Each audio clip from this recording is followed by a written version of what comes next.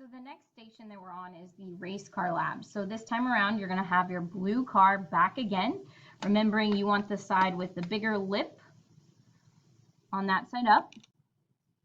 And you're going to take your two masses again. You have your small 500-gram mass and your large 1,000-gram mass.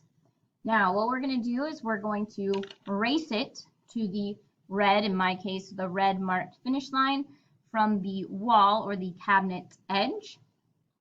And we're going to look and see what's easier. We're going to take three masses, so we're going to take it when it has nothing on it.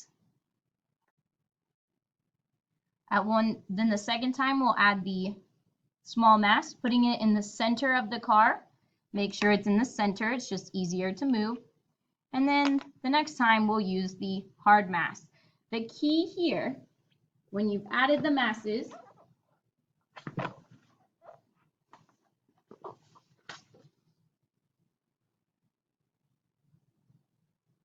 is to try to determine what kind of force you're going to give it. We're going to give it 3 forces. So if it's me, when I'm looking at my car, my force for a tap, I'm probably just going to use a finger. That's a tap.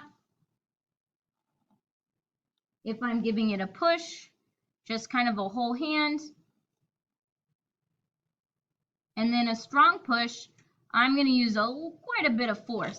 So you're going to have like 3 levels of force. A tap, a push, and then a bigger push, a strong push. So you'll start out with no mass. You'll give it a tap, a push, and a strong push.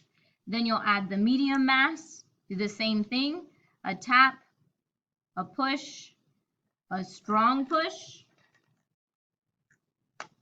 And then the third time, you'll add the big mass, a tap, a push, and then a strong push. So you have to kind of decide what's the level of force, but you need 3 different kinds, and then make sure to change your masses from no mass to some to the biggest mass.